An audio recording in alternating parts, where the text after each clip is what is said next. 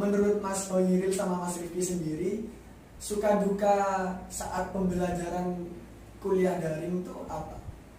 Dari Mas Hoiril dulu dah. Sukanya dulu ya? Ya, sukanya dulu. Kalau sukanya itu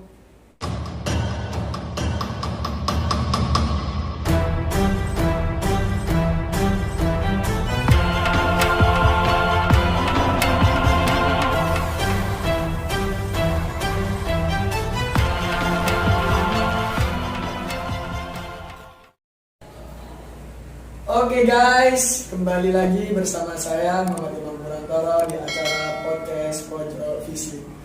Suara fisik aspirasi kita. Pada pagi hari ini kita kedatangan tamu dari mahasiswa Universitas Pancamarga dari Fakultas Fisik semester 3 dan semester 5. Halo Mas Hoiril, Mas Rifki, bagaimana kabar kalian hari ini? alhamdulillah baik. Mas Rifki sendiri? Alhamdulillah saya dalam keadaan sehat walafiat. Mas Hoiril, kegiatan sehari-harinya libur UAS ini ngapain aja? Untuk kegiatan sih sama kayak sebelum UAS. Saya bantu-bantu orang tua di ladang atau di kandang. Bedanya cuma kuliahnya sudah ya ada kan liburan. Jadi kita lebih fokus ke ladang sama usaha orang tua lah gitu. Oh, berarti di rumah ada kebun? Ya ada. Terus tentang ternaknya itu dijual belikan apa memang dipelihara sendiri? Dipelihara sendiri.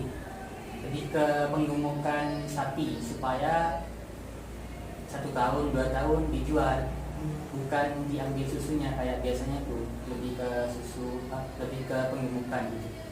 Kalau Mas Rifki sendiri kegiatan sehari-harinya libur UAS ini? Mungkin lebih sama ke Mas Hoiril tadi kan, sebelum UAS kita kan banyak kegiatan di dalam kampus, lalu setelah UAS maka saya sendiri itu lebih sering di rumah. Anggapannya kita full time lah di rumah untuk membantu orang tua.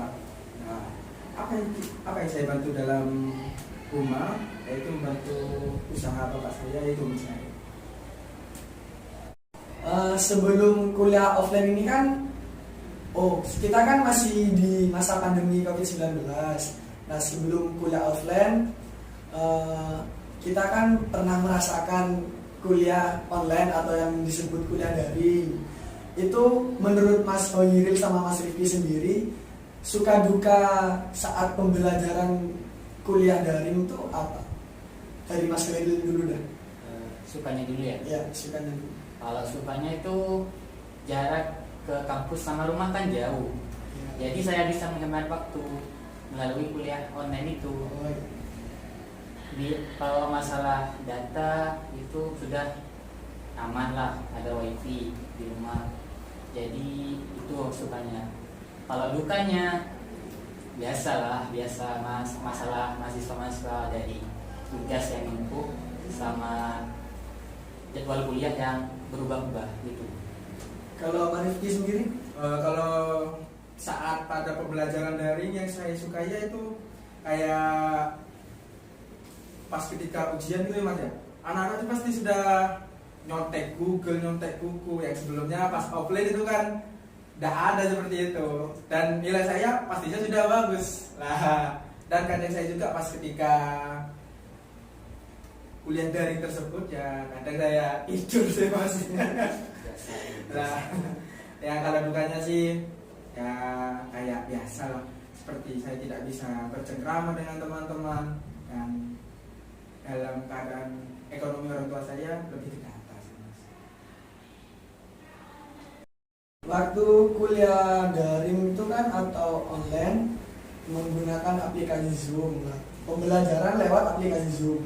Nah, menurut Mas Rifki sama Mas Hoiril, waktu dosen memberi materi itu apakah bisa menyerap materi yang diberikan dosen itu? Terus lebih efektif apa enggak kalau kuliah online kayak gitu? Menurut Mas Hoiril dulu gimana? Kalau saya sih jujur, kalau Zoom itu pasti dicatat, minimal lah di screenshot supaya ya sia-sia. dihasut atau ditulis pasti lupa. Itu sih yang paling harus dilakukan. Yakin itu ditulis semua? Yang penting-penting lah, poin-poin pentingnya.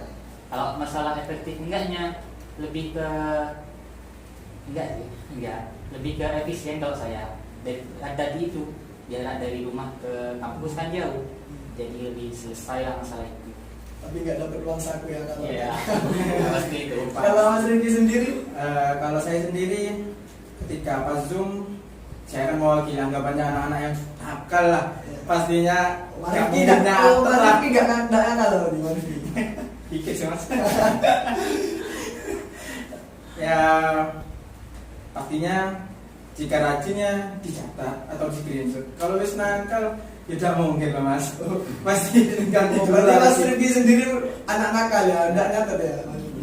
Iya sih mas. Oh, jujur sekali Anda ya. Kalau efektifnya, menurut saya tidak efektif sih mas. Karena kita kan kita tahu sendiri kan banyak dari mahasiswa itu sendiri.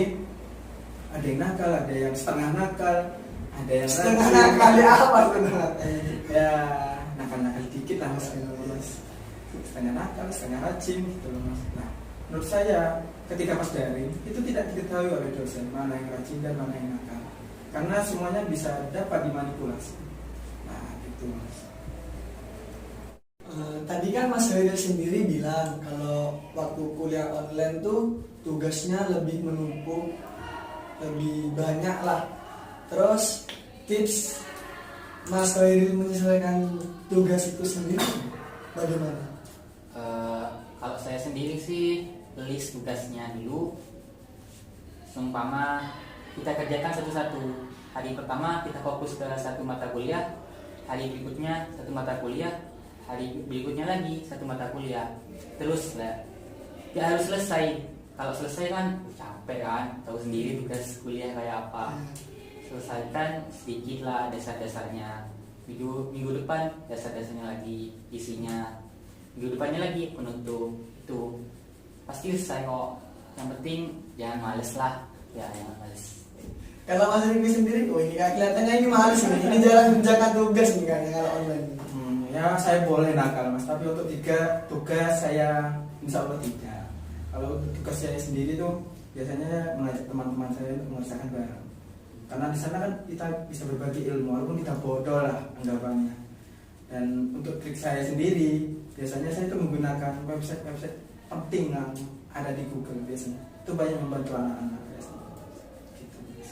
Berarti kayak ke kerja kelompok ya, meskipun itu tugas individu Ya. tapi harus ke kelompok gitu ya. Ya. Lebih mudah lah kan. Ya, pastinya lebih mudah mas, karena banyak pikiran atau bantuan pikiran dari sana.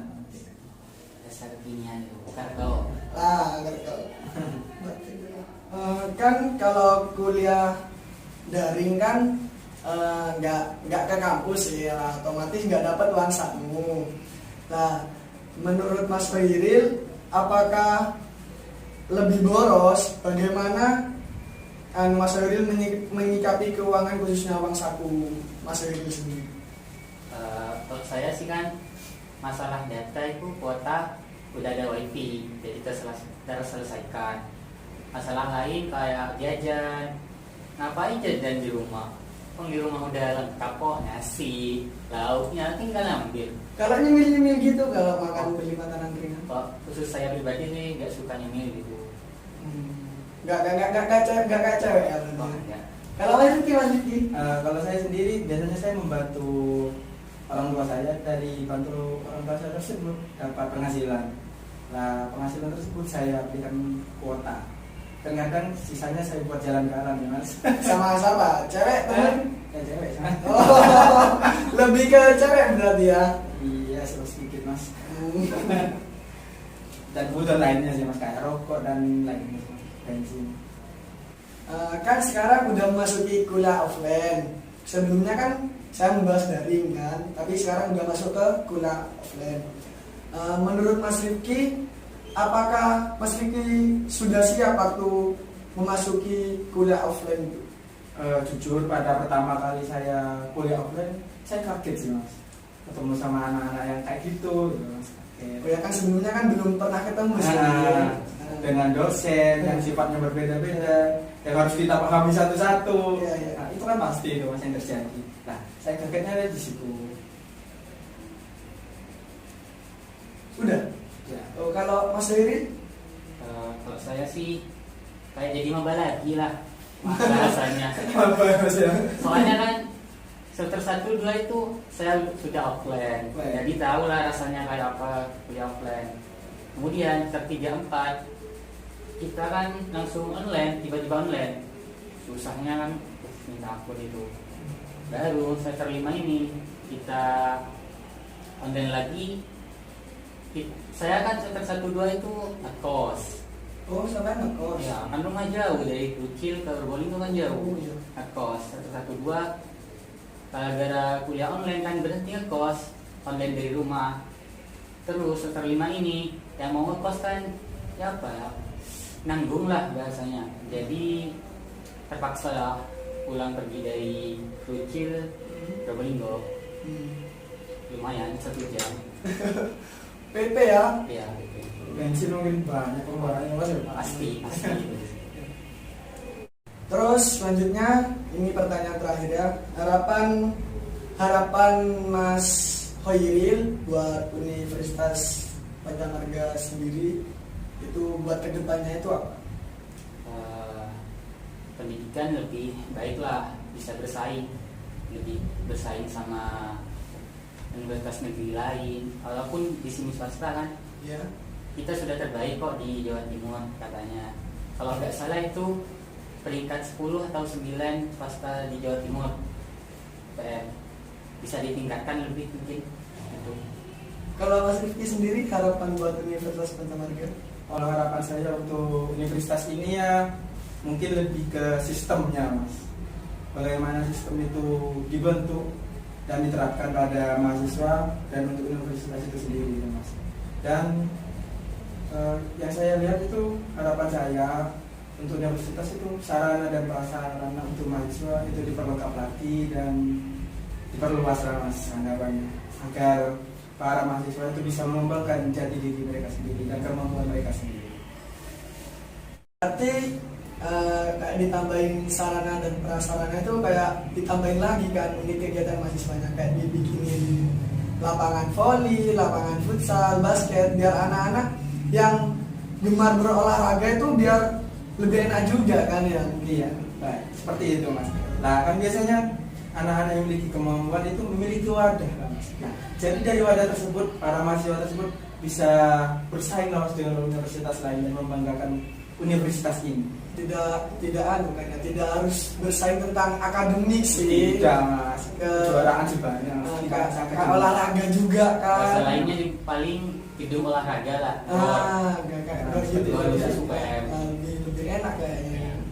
Lebih mewah kayaknya. Ya seharusnya sebegitu ya mas. Yang saya harapkan sebegitu. Semoga aja ya. Semoga universitas ini Mungkin tahun depan. Mungkin. Harapan saya amin. Sekian bincang-bincang pada pagi hari ini bersama narasumber kita Mas Hoiril dan Mas Rifki tentang suka duka kuliah daring atau online, dan semoga harapan yang disebutkan dari Mas Hoiril sama Mas Rifki bisa menjadi gambaran buat Universitas Pancammarga. Kurang lebihnya saya mohon maaf. Assalamualaikum warahmatullahi wabarakatuh. Suara Visip, aspirasi kita. Terima kasih buat Mas Hoiril, buat Mas Rifki. Sama-sama. Semoga sukses ke depannya. Amin.